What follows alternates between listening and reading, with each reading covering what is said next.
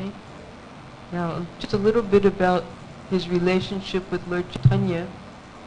His mother's name was Ratnabati Devi, and she considered Sachi Devi as her own sister. He was born in East Bengal. It's the different places where they say that Sri Gadadhar was born. But at a young age he came to live in Navadvip, where Ratnabati and Sachi Devi became very close friends. And Ratnabati used to always visit Sachi Devi. So in Navadvip they lived very near the house of Sri Jagannath Mishra in Mayapur. During the childhood of Nimai Pandit and Gadadhar Pandit, Sri Gaurhari and Gadadhar would play together, sometimes at Mahaprabhu's house, sometimes at Gadadhar's house. They both studied together at the same school, but Sri Gadadhar was a few years younger than Nimai. Nimai couldn't remain without Gadadhar even for a moment, and Gadadhar as well could not bear to be separated from Nimai.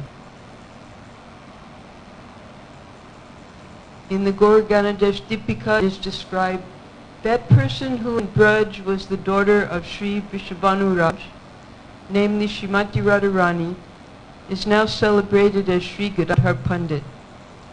Previously, she who was the embodiment of love, the Queen of Vrindavan, Sri Radha, has now become the most beloved of Sri Gauranga, Gaur Baba, Sri Gadadhar Pandit. Sri Swarup Damodar has described him as the Lucky means Lakshmi, of Braj, who was previously the most dear Lakshmi, goddess of fortune of Shyam Sundar, now appearing as Sri Gadadhar Pandit, the wealth of love of Gaur Chandra. Lord Gaur Sundar, who is beyond the purview of the scriptures, this is a translation of a song by Vasudev Ghosh. If it's in our songbook, we can sing it later during the after class starting today. There'll be 1 hour of singing from Sharanagati and other bhajans for anyone who wants to take part. So Vasudev Ghosh sings. You want to read that? Lord Gaurasundar, who is beyond the purview of the scriptures, beyond the entire Brahman, and above even the Vedas, can never be known by the atheists whose intelligence is dull. Lord Nityananda is his eternal self. Lord Chaitanya is Lord Govinda himself, and Pandit Gadadhar is none other than Sri Radha. Divine couple who are present in Sri Chaitanya are a well of loving mellows rasa. Advaita Acharya Sadashiv has prayed for his descent. Within he is blackish, but of a golden hue without, the direct manifestation of the divine couple. Thus Vasudev Ghosh sings of the beauty of this divine couple, Sri Gadai Gauranga, in whose worship he has been completely subjugated. He prays that he will desire to serve them both after birth. Sri Gadai Gauranga ki jai ho. So, yesterday, Prabhu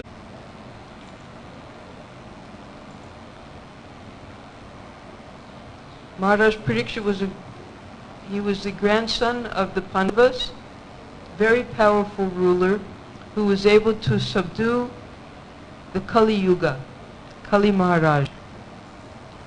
But one day while he was traveling, he became very thirsty and he came to the home of Samik Rishi, his ashram. He was a Brahmin meditating in his ashram. He had a younger son. So you can read this, just a condensation of this chapter. Due to Maharaj Parikshit's good government, even a boy could become as powerful as a qualified Brahmana. Shringi achieved good training in Brahmacharya by his father, so that he could be as powerful as a Brahmana, even at that age. But because Kali was seeking an opportunity to spoil the Vedic culture, the inexperienced boy gave a chance for Kali to enter. Hatred of the lower orders of life began from this Brahmana boy under the influence of Kali. The first victim of Brahmanical injustice was Maharaj Parikshit, and thus the protection given by the king against Kali was slackened. Shringi, puffed up by a little Brahma Tejas, became influenced by the spell of Kali Yuga. Shringi wanted to show his prowess in destruction by punishing such a great king as Maharaj Parikshit. He wanted to take the place of Lord Krishna after his departure. These are the principal signs of upstarts who want to take the place of Sri Krishna under the influence of age of Kali. An upstart with a little power wants to become an incarnation of the Lord. Kali got the opportunity to reign through the son of a Brahmana. Okay, you'll see here in the next pictures that when Maharaj Parikshit discovered that Kali was beating Lord Dharma, bull, Kali took shelter of Maharaj Parikshit, and he then gave him 4 places to stay within his kingdom, where there was gambling, illicit sex, intoxication, and meat eating. But because Maharaj Parikshit was such a powerful king, no one was doing any of those 4 illicit activities. So Kali had to find some other entrance into the age. Now, as soon as Krishna left the planet, that's when Kali Yuga started. And the way Kali was able to enter was through this Brahmin boy, Shringi. Because it was by Shringi's curse that Maharaj Parikshit would then be killed.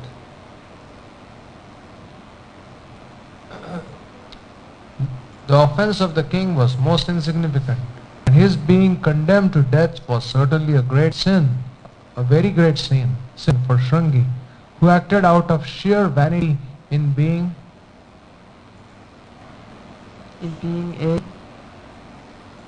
a Brahmana's son. The Lord never forgives a person who condemns his pure devotee. Shringi had committed not only a sin but also the greatest offense. It was the desire of the Lord that Parikshit Maharaj be put into that awkward position so that he might be delivered from material existence. In the Varaha Purana, it is stated that the demons who acted inimically toward Krishna but were not killed by him took birth in the families of the Brahmanas to take advantage of the age of Kali. Krishna gave them this chance so that they could progress towards salvation. But the demons misused the Brahmanical culture due to being puffed up by vanity in becoming Brahmanas. Shringi is the example. Foolish sons of Brahmanas are warned not to become so foolish. They must always guard against the demoniac qualities from their previous births. Shringi was excused by the Lord, but others will be put into great difficulty if they misuse their birth in a Brahmana family. The reason that Shringi was excused was because his father prayed to the Lord that he was just a child. He misused his Brahma tejas. So the Lord forgave him for his offense, but the sinful reaction had to be suffered by the whole Brahminical caste. And that's why Krishna arranged that the demons who weren't killed by him when he was on the planet, they would take birth in Brahmin families to get an opportunity for salvation, but most of them, because they're foolish, they don't take advantage of that opportunity. The whole incident is now cleared up. Maharaj Parikshit's garlanding the sage with a dead snake was not a serious offense, but Shringi's cursing the king was a serious offense. Since he was a foolish child, he was pardoned by the Supreme Lord, but it was not possible to get free from the sinful reaction. Maharaj Parikshit also did not mind the curse offered to him by a foolish Brahmana. He took full advantage of the awkward situation, and by the great will of the Lord, he achieved the highest perfection of life through the grace of Srila Shukadeva Goswami. Actually, it was the desire of the Lord, and Maharaj Parikshit, Rishi Shamik and his son Shringi were all instrumental in fulfilling the desire of the Lord. Thus, none of them were put into difficulty because everything was done in relation with the Supreme Person. When the Srimad Bhagavatam 10th canto opened, we were reading the decoded slokas yesterday. For the first time, it was such a mystery solved yesterday because we were able to see side by side how Srila Prabhupada was translating the Srimad Bhagavatam 10th canto in a very simplified form in the Krishna book. And one after the other, we got up to sloka number 43 from sloka 1 up to 43, Prabhupada in very, very simple terms, in story form, gave the entire description of that introduction, first chapter of the 10th canto. We haven't completed that chapter yet. We just stopped yesterday. It was 6 o'clock. We stopped at when Vasudeva was trying to convince Kamsa not to kill Devaki.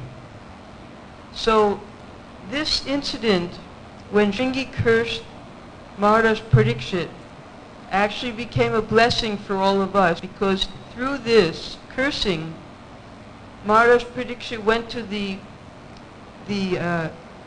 bank of the Ganga, and he was going to fast till death, and all of the sages came because he was such a powerful king, and he asked each of them, what is the duty of the real purpose of human life? How should one prepare for death? And each person, each sage gave a different explanation, until finally Sukadeva Goswami arrived. He was the son of Vyasadeva. He had heard the Srimad Bhagavatam from his father, and before getting second initiation and undergoing purificatory rites, he left home, completely naked with nothing, and his father was running after him, and only the trees echoed as his father called after him. And there, as he was wandering, he came upon these sages, and even his father sat and listened to him speak the Srimad Bhagavatam. So for our benefit, in Kali Yuga, because Krishna had left the planet by the time Parikshit Maharaj was installed as the king, after the Pandavas retired, so now Sukadeva Goswami is speaking the Srimad Bhagavatam in just 7 days. On different planets, the Srimad Bhagavatam is different lengths, because the lifespan is different. On this planet, Sukadeva Goswami and Srila Vyasadeva, he composed the Srimad Bhagavatam in 18,000 slokas. On other planets, the higher planets, there could be lakhs and lakhs of slokas of Srimad Bhagavatam. But for us to be able to understand even these 18,000 slokas, it takes a whole lifetime. So now, because yesterday it was a little difficult, we were simply reading back and forth between the two books, Krishna book and 10th canto. Now we're going to go into a little more depth about why Parikshit Maharaj was asking the questions that he asked, why Sukadeva Goswami was responding, and Prabhupada gives, before he starts the 10th canto even, he gives a very long summary. And even before starting the 10th canto, Sukadeva Goswami, he gives a little introduction to Krishna's appearance. So in this, the first thing we'll do is we'll remember, we'll see an overview. These are pictures of Parikshit Maharaj receiving this transcendental knowledge from Sukadeva Goswami. So in this overview of text 1 to 43 in Srimad Bhagavatam, 10th canto, chapter 1, Sukadeva Goswami, he gives a summary description first of Krishna's appearance in 9th canto, chapter 24. That's the last chapter of the 9th canto. And the name of that chapter is Krishna Lila Purushottam. After giving an extensive list of kings in the two dynasties, Sukadeva Goswami then describes the birth of Vasudeva. Vasudeva was one of the 10 sons of Shura and Marisha. When Vasudeva was born, the demigods from the heavenly kingdom sounded kettle drums. Therefore Vasudeva was also known as Anakadundubhi. The 5 daughters of the king Shura were Vasudeva's sisters. Shura gave his daughter Prutha to his friend Kunti, who had no children. Another name of Prutha was Kunti. Another name of Prita was Kunti. So when Prita was sent to the home of Kunti Maharaj, she was just a young girl, and her father, Sura, who was also Vasudeva's father, when Kunti came and asked for one of his children, he just put Prita onto King Kunti's chariot. She didn't get to say goodbye to her mother, nothing, and went to live in the palace of Kunti Maharaj. One time Durvasa Muni came there as a guest, and Durvasa Muni because he's a partial representation of Lord Shiva, he's also Ashutosh, very easily pleased and very displeased. So Kunti Maharaj, he thought that, well, if I have my young daughter, Prita or Kunti, serve him, then certainly because she's a young, innocent girl, he'll be pleased. And she did everything possible while Durvasa Muni was there to serve him nicely, and he was pleased. And because he was a great sage, he could see in the future. So he gave her a special benediction that would help her in her later life. And that was she could call any demigod. But she didn't understand that when she called the demigod, that demigod was going to give her a child. So just to try out the mantra that Durvasa Muni had given her, she called the sun god. And from the sun god, Karna was born. But because she was an unmarried girl, she had to give up that child. She put him in a basket and floated him down the river. Later, she married Pandu, and while married to Pandu, the 5 Pandavas were born from 5 demigods. 4 demigods. There was Yamaraj born from Dharma, Bhima born from the wind god, Arjun born from Indra, and then Nakula and Sahadev. She gave the mantra to Madri, her co-wife, and Madri, because she didn't have any children, and always there's a little competition between co-wives about children. So she thought if she called the what are they called? Ashwini Kumars, then she could get 2 children. So she had twins, Nakula and Sahadev. So still she only had 2, and Kunti had 3 children. So Pandu asked Kunti Devi to give the mantra one more time to Madri. But this time Kunti refused. She said, look what she did the first time. She had twins. Now who knows who she's going to call next time. She might have so many children. So she refused to give Madri the mantra. Madri was depressed, and after that Pandu, he became attracted to Madri, and that caused Pandu's death. So then Madri entered into fire, and Kunti Devi had to take care of the Pancha Pandavas, the 5 sons. So that's this is a picture of when Krishna, Krishna came to visit the Pandavas in Indraprastha. When he wanted to go back to Dwarka, Kunti Devi she came and prayed to him while he was on the chariot, just stay a few more days. And because she was the sister of his own father, of Krishna's father, so he was very soft-hearted to her. So he agreed to stay, and then he went to see Yudhisthira Maharaj again. So, from here, from Kunti's sister, Shrutadeva, Dantavakra was born. Having been cursed by the 4 Kumaras, Dantavakra had formerly been born as a son of deity named Hiranyaksha. Kunti's sister Shrutashrava gave birth to Shishupal. Shishupal and Dantavakra were not ordinary demons. They were previously Jaya and Vijay, two gatekeepers in Vaikuntha. Because of an offense, the 4 Kumaras cursed them to take 3 births in the material world as demons. The first birth was Hiranyaksha and Hiranyakashipu. The second as Ravana and Kumbhakarna, and the third as Shishupal and Dantavakra. But were formerly personal associates of Lord Vishnu. They apparently fell to this material world, but actually they came to assist the Supreme Personality of Godhead by nourishing his pastimes within this world. Yes, so this was going to be their 3rd birth. They were born right in the family. They were actually first cousins of Krishna and Balaram, because Vasudev's 2 sisters, that's Shrutadeva and Shrutashrava, they gave birth to Dantavakra and Sisupal. So previously they were Hiranyaksha and Hiranyakashipu, then they were Ravana and Kumbhakarna. Now in their 3rd birth, which was going to be their last birth in the material world, then they could go back to Vaikuntha, they became Dantavakra and Shishupal, and Krishna personally killed them. It's very interesting to note that Dantavakra, That was the last demon that Krishna killed before he returned to Goloka Vrindavan, because by that time his business was finished here. He came to alleviate the world of the demoniac influence.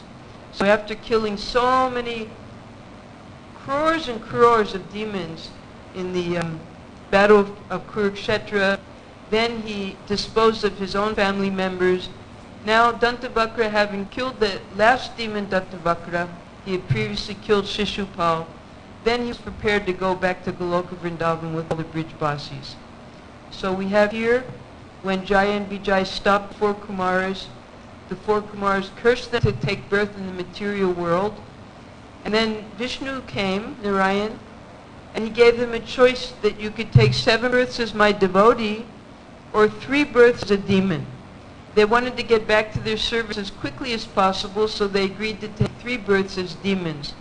And that was how Krishna, in the form of Varahadev, Nrsingadev, and then Ram, and now Krishna, he was able to sport with his own devotees who assumed the form of demons. This is when Krishna killed Shishupal. Very nonchalantly, he just threw his Sudarshan chakra at him. And then Shishupal's Atma entered into Krishna's foot. And by entering into his foot that way, he was able to proceed back to the spiritual world. Now they did take another 2 births as, Jagai and Madhai, just so that they could take part in Lord Chaitanya's pastimes. Here, this is one of the early, this is the ones that the picture that we'll see in the early Krishna book. Okay, so now we have the next description here. Vasudeva had 16 wives. Devaki was the chief. Vasudeva had many sons by Rohini and his other wives. He also had 8 highly qualified sons from Devaki. The 8th son was Krishna. The highly fortunate Subhadra, the one daughter, was Parikshit's grandmother. Demons take possession of the government dressed like rulers, but they do not know their duty. By Krishna's arrangement, such demons with great military strength fight with one another, and thus the great burden of demons on the earth is reduced. Demons increase their military power by the will of the Supreme, so that their numbers will be diminished. Then devotees will have a chance to advance in Krishna consciousness. You'll notice that even in the modern world, the big, powerful countries of the world, they're always increasing their defense and their military power. And they're always engaged in some type of useless war somewhere in the world, sending their youth, sending their men, just simply to get killed, because they have to use up all the weapons that they've created. So this is going on, this is all by the arrangement of the Lord. It says here that this is all by the will of the Supreme, so that their numbers will be diminished. So that's why wars are always taking place, because these demons have to be killed. Now another interesting thing here is Subhadra and Balaram and Krishna. But we'll hear in the future that when Kamsa tried to kill her, she flew up in the sky as Durga Devi, and then she went away. Now where did she go? We'll hear from the different acharyas where she went. And now we see here, in this sloka here, Vasudeva had many sons by Rohini and his other wives. He also had 8 highly qualified sons from Devaki. The 8th son was Krishna. The highly fortunate Subhadra, the one daughter, was Parikshit's grandmother. So the acharyas say that after she flew away, after Kamsa tried to kill her, she went to Vindhyachal. That's just on the border of UP and MP. And there's a very big Durga temple there. After that, she took birth again, just so she could take part in the pastimes with Krishna and Balaram. She took birth again as the daughter of Devaki. And that's why they treat Subhadra as their... Krishna, of course, wanted her to marry his best friend, Arjuna. So these are much later pastimes we'll read about. So this is the mysterious understanding of how Subhadra became the sister of Krishna as Devaki's daughter. Okay, now we'll read on. Yes, first she appeared as the daughter of Yashoda, then she flew away in the form of Durga. Krishna, he told her in advance you'd be worshipped all over, and he gave the different names that she would be worshipped by. But then she wanted to take part in Krishna's pastimes, so then she took birth the second time as Devaki's daughter. That's what the Acharyas say.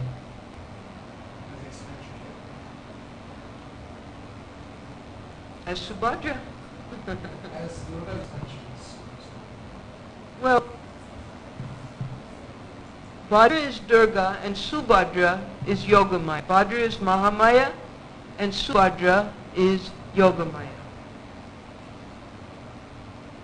Okay, so we're down to here.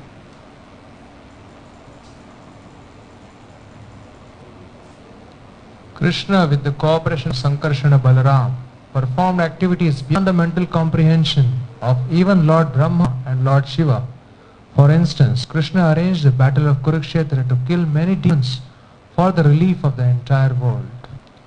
To show causeless mercy to devotees who would take birth in the future in this age of Kali, Krishna acted in such a way that simply by remembering him, one will be freed from the lamentation and unhappiness of material existence. He acted so that all future devotees, by accepting the instructions of Krishna in Bhagavad Gita, would be relieved from the pangs of material existence. By hearing the glories of the Lord, devotees are freed from strong material desires and engagement in fruitive activities. Yes, so back here in this summary, it said that Krishna, with the cooperation of Sankarshan Balaram, performed activities beyond the mental comprehension of even Lord Brahma and Lord Shiva. For instance, Krishna arranged the battle of Kurukshetra to kill many demons for the relief of the entire world. Because you have to remember, Krishna and Balaram, after they killed Kamsa, they wanted to go right back to Braj. But they had to satisfy their mother and father who had been suffering in the prison for so long. So they stayed for how many years? Over 100 years they stayed with the Yadavas and the Vrishnis. They moved everyone to Dwarka. And Krishna couldn't leave until all the demons had been killed. So he was killing one demon at a time. Balaram was killing demons. But it was time to go back. It was already 125 years.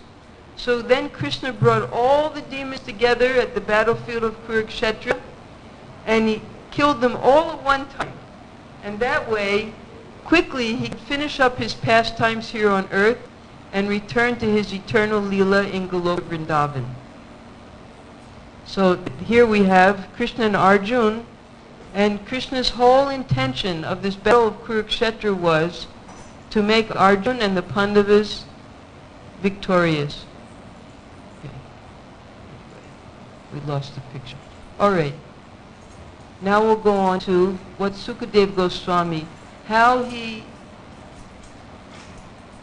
by giving this little prelude to Parikshit Maharaj, because Parikshit Maharaj was always searching for Krishna throughout his whole life. At the end of the 9th canto,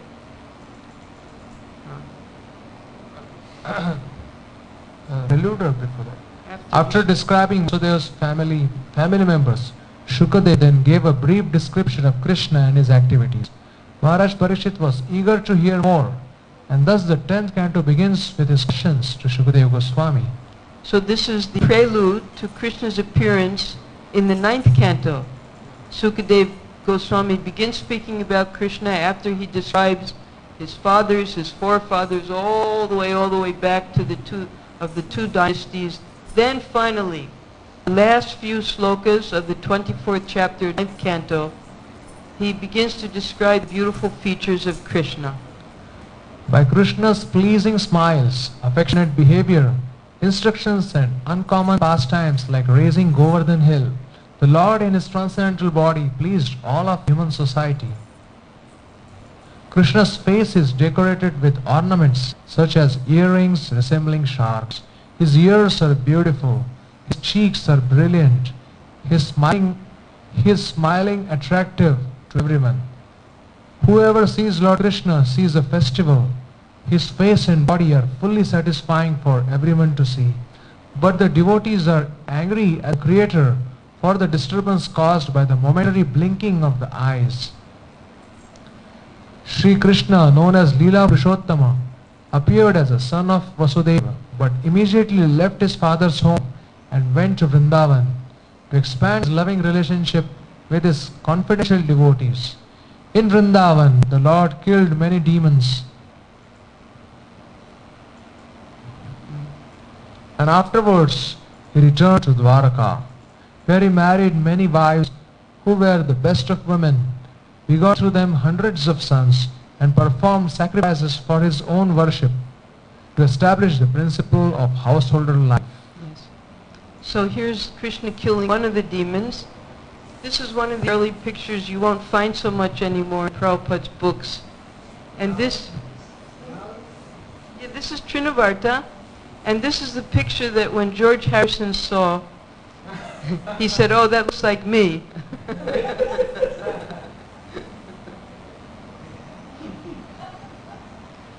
Now, because here, just in one little sloka, Sukadeva Goswami, he sums up the entire Dwarka Leela, where he married many wives who were the best of women, begot through them hundreds of sons, actually was lakhs of sons. He had 16,108 wives, and each wife had 10 sons, so that's 1,60,000 right there.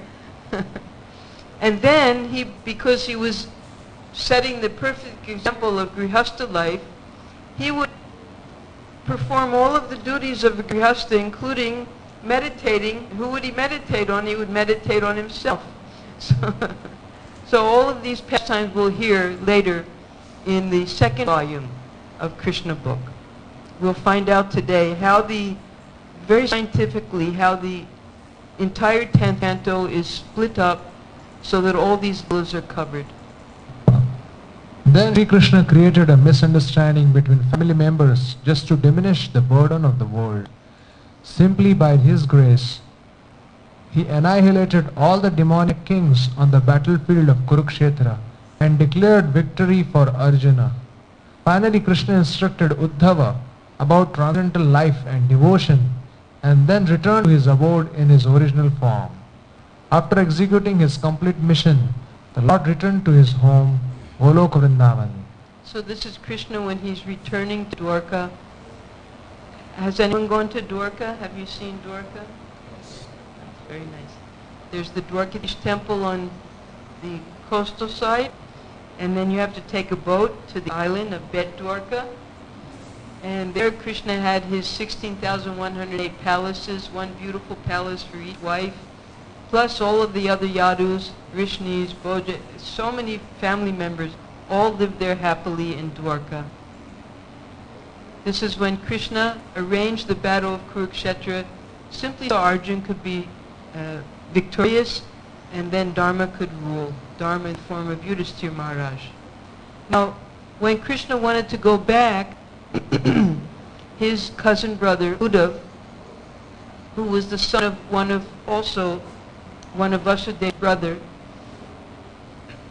because when Krishna spoke the Bhagavad Gita to Arjuna, he didn't have much time. The two armies were ready to fight. It was right before the fight was going to begin. So some people say that Bhagavad Gita was spoken in only 20 minutes.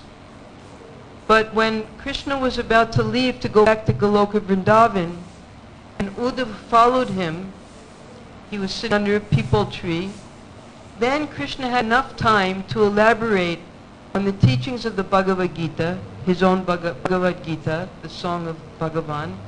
So he explained in much more elaboration in the 11th canto, in the Uddhava Gita.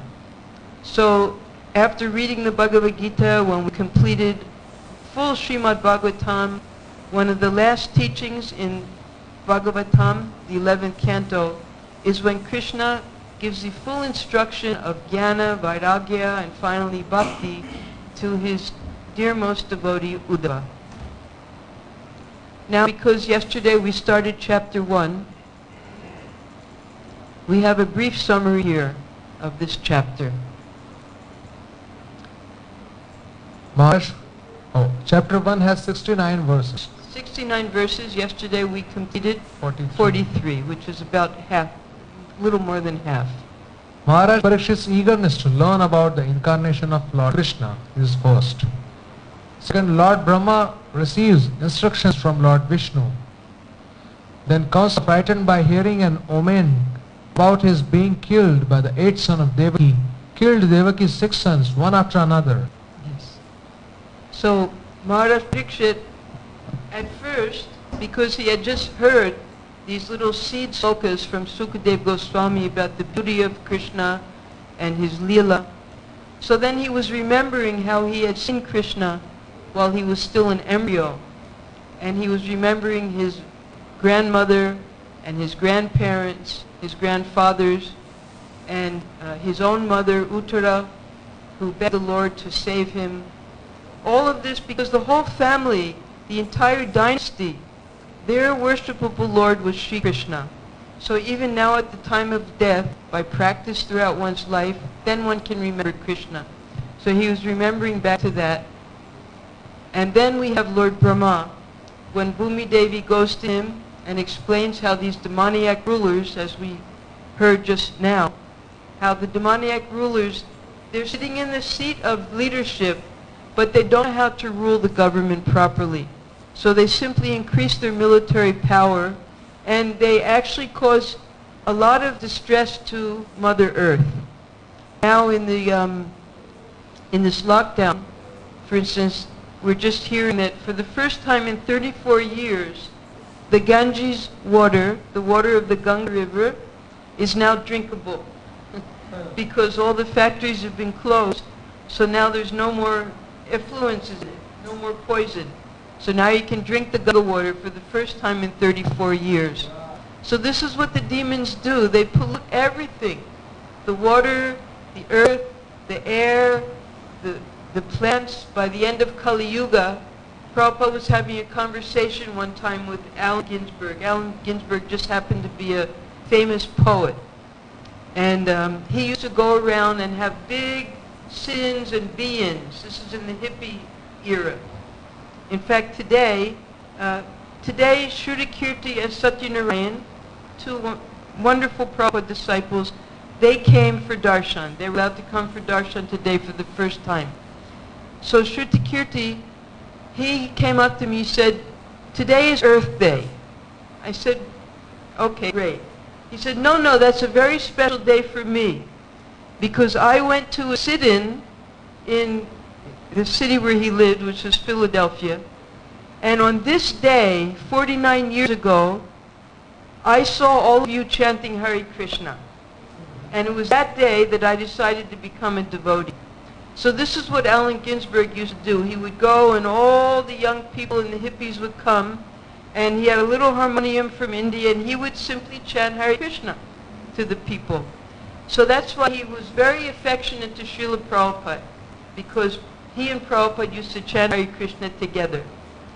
So Allen Ginsberg asked Prabhupada, what's going to happen at the end of Kali Yuga? Will your devotees still be here? And Prabhupada told him, no, my devotees will have already gone back to Godhead by then. Then he asked, well, what's it going to be like in Kali Yuga? And Prabhupada said to him, he said, I will eat you and you will eat me. And there won't be any grains, there won't be any milk, there won't be any sugar, and the fruits will just be seeds with some skin around it. So there won't be anything to eat, so the people will all become cannibals. They'll have to eat each other. And then Prabhupada warned him, he said, that's why you should become Krishna conscious. So this is exactly what we're seeing now in Kali Yuga. It's becoming more and more degraded every day. And that's why Bhumi Devi went and appealed, because it was already nearing the age of Kali when all of these inauspicious things happened. So she pray to Brahma, please, because through Brahma, he could go and through meditation, he could get messages transmitted directly from Vishnu, who was living on Svetadvip. So here we have Brahma and the demigods sitting, and this is when Vishnu tells Brahma that I already know about this situation, and I've arranged to appear. My elder brother is coming first, that's Shankarshan, Anantadev. My sister is also coming, Yogamaya, Vishnumaya. And I want all of the demigods and their wives to take birth in the Yadu dynasty to assist me in my pastimes. So all of this we read about yesterday, and now we're up to the part when Kamsa decides to kill his own sister. All right, now after this, Prabhupada doesn't just go right into, because of course in the Krishna book, in story form, he gives little bit as he's telling each of the slokas. We saw that yesterday. Sometimes he adds a little something as he's translating the slokas. But before Prabhupada even starts the 10th canto, he gives a full summary of what we're going to be experiencing in this 10th canto. So this is a summary of that summary. Okay? You can read. Krishna has threefold pastimes: Vraja Leela, Mathura Leela and Dwaraka Leela. 10th canto of Srimad Bhagavatam has 90 chapters which describe all these Leelas. Chapters 1 through 4, Brahma's prayer for the relief of earth's burden, the appearance of Sri Krishna. Chapters 5 through... Okay, third... Because people can't see. Okay. First, 90 chapters which describe all these Leelas. 2. Chapters 1 through 4. A. Brahma's prayers for the relief of the earth's burden, and B. The appearance of Sri Krishna. So that's what we're reading now. We read about Brahma's prayers, now we're coming to the appearance of Sri Krishna. That's in the first chapter, 1 through 4, those chapters. Then chapters 5 through 39. A. Krishna's pastimes in Vrindavan, and B. Chapters 29 through 33 first describe Krishna's Rasa Leela, and these 5 chapters are called Rasa Panchadhyaya. Panchadhyaya in Sanskrit means 5 chapters. The 5 chapters of the Rasa Leela. So that's within from chapters 5 to 39, within those 5 to 39, there are 5 special chapters called the Rasa Panchadhyaya that describe Krishna's Rasa Leela. Then number 4. Then number 4, 40th chapter. A. Krishna enjoys in water of Yamuna, and B. Akrura offers prayers. Okay, so the 40th chapter, because Prabhupada, a few days ago we heard that before the Krishna book was published, he wanted these paintings to be made. And he wrote to Jadharani that each chapter should have 1 painting. And then that means that there should be 9 paintings. So then he gave the description of which paintings to make. So then he said that these first 40 up to 39, that's the Braja Leela. Right, from chapters 5 to 39 is Braja Leela. Then there's one in between chapter, and that's chapter 40. In that chapter 40, that's when Akrura takes Krishna and Balaram from Braja to Mathura. And in between all of us, because we live here, we know the Jamuna River is here, and if you go on Mathura Road, from Vrindavan to Mathura, it's about 8 kilometers, 6 to 8 kilometers. So at one point, if you turn left, you go to Akrura Ghat. And that was where there's an old parikrama mark there. And if you go on that parikrama mark, that's where Akrura stopped with because it was midday by then. They were coming from Nandagaon, and they stopped at midday because Akrura being Kshatriya, twice born, he had to take bath and chant his Gayatri mantras. So he stopped the chariot there, just as in this picture. Krishna and Balaram, they waited on the chariot for him. They were little boys. They hadn't received their education or their second initiations yet, right? They were just Vaishyas at that time, little cowherd boys. So he went to the Jamuna to take his bath and to chant his mantras, and there he saw Vishnu, Anantadev, and all the demigods, Narada Muni, offering prayers. So this is the junction point between Vrindavan and Mathura. And this is where Krishna and Balaram remained in Vrindavan, and then Shankarshan and Vasudev proceeded on with Akrura from that point. So later on we'll read about and we'll learn about all of these explanations of how Krishna and Balaram actually never leave Vrindavan. And all of the pastimes outside of Vrindavan are carried out by Krishna's Vishnu forms, which are also within him in this particular incarnation, because this is Krishna in full, the Supreme Personality. So that's the 40th chapter. Then Chapter 5th, number 5, chapters 41 through 51. These are 11 chapters.